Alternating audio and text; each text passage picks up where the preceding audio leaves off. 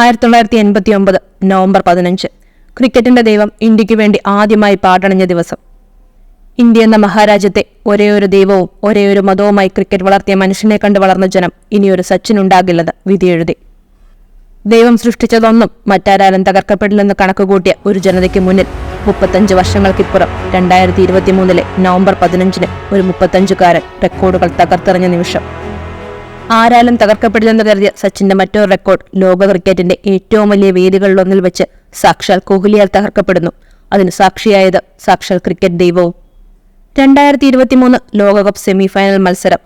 നിർണായക ഘട്ടങ്ങളിലെല്ലാം തങ്ങൾക്ക് വിലങ്ങുതടിയാകുന്ന ന്യൂസിലൻഡാണ് ഇന്ത്യയുടെ എതിരാളികൾ. നീണ്ട 12 വർഷത്തെ വേൾഡ് കപ്പ് ഫൈനൽ എന്ന മോഹവുമായി ദൈവത്തിന്റെ സ്വന്തം മണ്ണിലിറങ്ങിയ മാച്ച് മറ്റു പല ചരിത്ര മുഹൂർത്തങ്ങളിലേക്കും വഴിമാറുകയായിരുന്നു.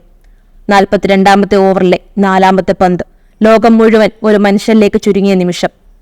വാങ്കഡയിൽ ഓരോ ആരാധകന്റെയും നെഞ്ചിടിപ്പുയർന്നു. ഫെർഗൂസിന്റെ പന്തിനെ നേരിടാൻ വിരാട് റെഡിയായിരുന്നു. 2 റൺസ് ഓടിയെത്തി വായുവിലേക്കുയർന്ന് ഒരു നന്ദി പറച്ചിൽ. ശേഷം ആദരസൂചകമായി തന്റെ ഹെൽമറ്റ് ഊരി ഗാലറിയിലേക്ക് ഗുരുതുല്യനായ സച്ചിനെ നോക്കി ഒരു വണങ്ങൽ.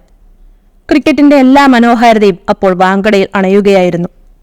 1971 ആരംഭിച്ച അന്താരാഷ്ട്ര ഓഡി ക്രിക്കറ്റിന്റെ ചരിത്രത്തിൽ ആദ്യമായി ഒരാൾ 50 സെഞ്ചുറികൾ എന്ന നേട്ടം കൈവരിക്കുന്നു.